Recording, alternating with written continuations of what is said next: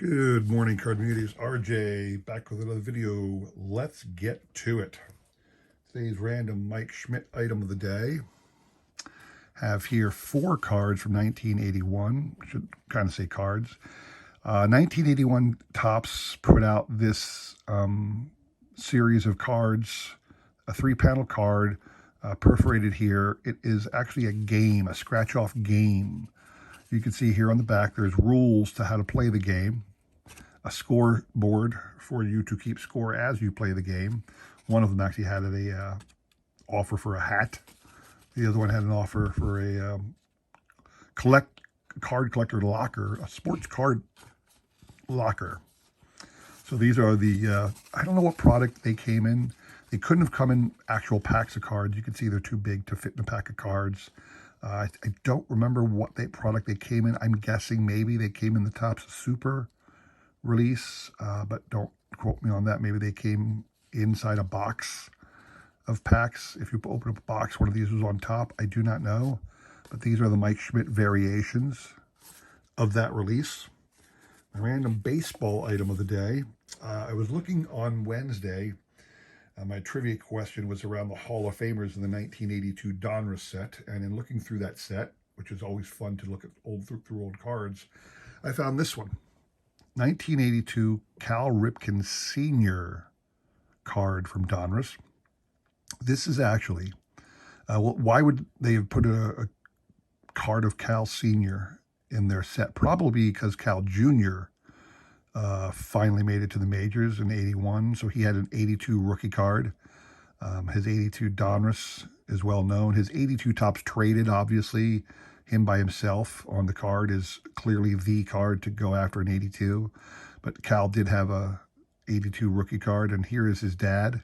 This is the first time either of the major card manufacturers included Cal Sr. as a coach on their cards in their base set. He had a couple minor league releases. He had some team-issued releases. And then in the late 80s, Cal Sr. actually became the manager of the Orioles, so he had a couple manager cards from Topps and Bowman. You can see the back, very basic stuff. Coach for the Baltimore Orioles. I guess they called him Rip. So, just something interesting to show off. The first time Cal Sr. ever made it into a card set. We're going to skip over the trivia question for the moment, because we will show off the Hall of Famers of the set I'm highlighting when I'm all done highlighting that set. So what I'm highlighting today is the 1986 Sportsflics set.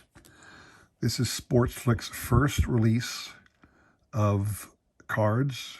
Now, Sportsflics, who is Sportsflics? You can see they were their own company. 1986, the Sportsflics company, printed in the USA.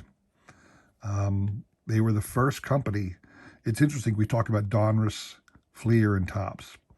Donruss also had a Leaf product, because Leaf was the parent gum company or candy company, whatever, up in Canada. But Donruss is the name they went under when they released things in America.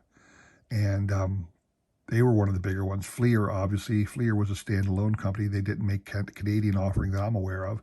And then Topps had OPG. So those 3 companies, Donruss, Fleer, and Topps, had the hobby to themselves from '81 through '85. In '86, Sportsflics was the first one to come along and try something different.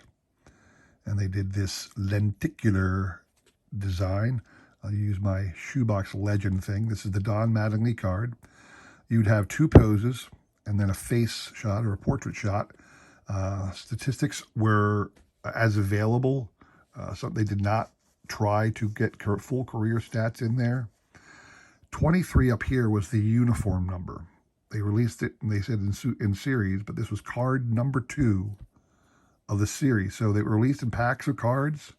I believe it was like 6 cards per pack. Thicker cards than a standard card, obviously, because of the plastic that's involved in the image variation. And they also had a complete set. I do have the complete set box. That's how I acquired my set. I purchased a complete set off the Bay at one time.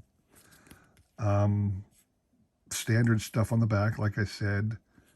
And just a very basic design, white border, no text of any kind on the front. Interesting to note. No team name, no player name. They just have the images, nothing else. Everything else is included on the back.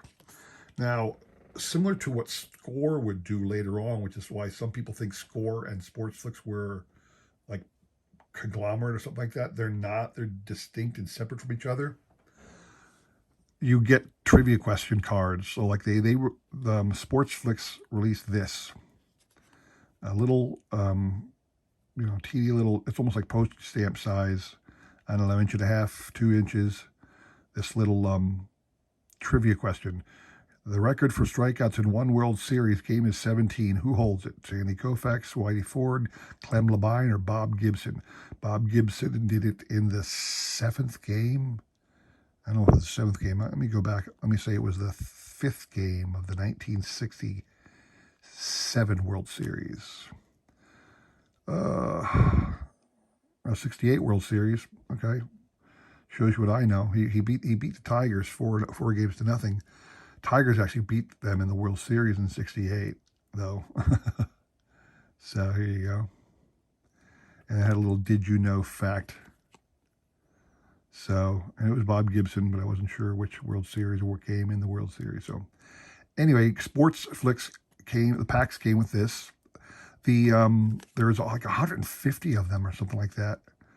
Card Series 1, card number 30. There were several of these in the full pack. There's like 156 of those little cards. So that was a little annoying if you're trying to collect all of them. Luckily, the factory set had them all. So in addition to the base card with the inside the base set, you also had a couple other interesting things. There was always a TriStar. There were several TriStar images. So because there were 3 images, they would produce these cards with 3 different players who had some kind of connection. And in this particular case, that is Darryl Porter, Pedro Guerrero, and Mike Schmidt, who were called out as World Series MVPs. All right. And here they are in their little lenticular thing. So there were several different TriStars. Again, this one World Series MVPs, but it's always 3 players with similar outstanding performances in whatever they chose to highlight at that time.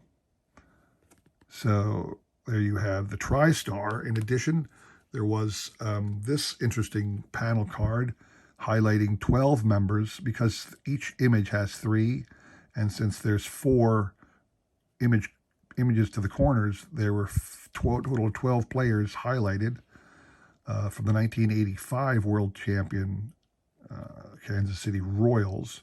This was a lone insert. It didn't have any contemporaries with a 4-picture image. And then lastly, another variation within the base set was this card here. There are several cards called the Big 6. Outstanding feats by baseball's best players. So they would find 6 players who had accomplished something in the previous year or whatever, or over their careers. In this particular case, this was the major award winners from '85 in the both leagues. You had the American League Rookie of the Years, Ozzie Guillen and Vince Coleman.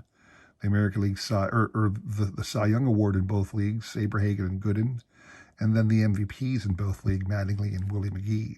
And that's what you see when you flip them back and forth.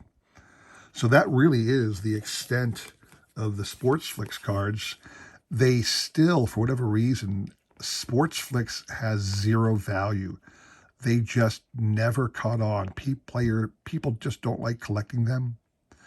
These aren't as prone to cracking as the old Kellogg's cards are.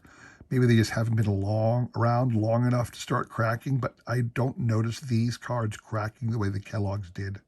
I don't recognize these separating to the extent that the Kellogg's cards would separate from their plastic. So I don't know why the cards themselves weren't popular. They weren't, and they no longer make Sportsflics. Obviously, they stayed around till about the mid-90s. Is no longer something you can collect, although they're out there in the past. So, have at it if you want to take a look at it. I'm certainly on my way to getting all of the Sportsflics sets. They're inexpensive and easily to find. So, Today's trivia question, again, I'm going to show off all of the Hall of Famers that were included in the 1986 Sportsflics set, except I'm going to remove one of them and not show it to you, but insert instead a player who is not in the Hall of Fame and claim that he was. You have to tell me what Hall of Famer was not shown, who actually appears in the base set, and which Hall of Famer, which person that I show off as a Hall of Famer really isn't in the Hall of Fame. All right, here we go. So we got Wade Boggs, Eddie Murray, Ricky Henderson. I don't think they have Ricky sliding. I think for one of the images should have been Ricky sliding into a base. Harold Baines, Cal Ripken, Tim Raines, Tony Gwynn, Jim Rice, Sandberg, Tom Seaver, Steve Carlton, Gary Carter, Steve Garvey, Reggie Jackson, is this, was it Molitor? Yeah, Paul Molitor. For a second there, I thought it was Ted Simmons. Robin Yount, Nolan Ryan, there's the Mike Schmidt, hoorah, Lee Smith, Bruce Sutter, he's on the Braves by now, Dave Winfield, Kirby Puckett, really early car of Kirby. I think this would have been Kirby's kind of his rookie card, because he did have his rookie card was in the 84 Topps traded in Fleer traded sets. Blyleven, nice Rod Carew wrapping up his career in the near future there. Dawson, Jack Morris, Ozzie Smith, Carlton Fisk, old filmmaker. Look how old Phil looks. Whew. Alan Trammell, Don Sutton, Gossage on the Padres. Here's your Ted Simmons. So those are all the Hall of Famers, except one of the ones I showed was not a Hall of Famer. So your task is to tell me, send me an email. I will include my email in the description below, along with a repeat of the question. You'll have today and tomorrow to answer. And in case you did not know, the prize is this really cool from 2022. I believe this is from the update set, but don't quote me on that. This was the manufactured patch. Yeah, it's from 2022 of Topps Update, right. They had this cool Jackie Robinson stylized patch. It's a manufactured patch. It's not really a thing. It really is a cool image, this patch, with whoever you're going to put it against. That's going to look cool. This one happens to be your Fernando Tatis Jr. card. So that is your prize if you can tell me the missing Hall of Famer and the non-Hall of Famer in the cards we just showed. Again, tell me in the description below if you like this. I think this is kind of cool because you get to see cards again. I'm showing off some really cool Hall of Fame cards that you can see what's out there, refresh your memory on some of the cool sets that exist. It's always fun to see cards, so I'm trying to do more of showing off interesting cards in my collection. So there you have it. Send me an email with a trivia question. You got today and tomorrow to do that, and we will pick a winner on Sunday. Appreciate you all stopping by. Please consider like, subscribing, commenting, and all that jazz. I appreciate your support as I try my best to support everybody else in this great card community, all right? We'll be back on Sunday for the recap. Thanks for stopping by. See you again next week. Take care.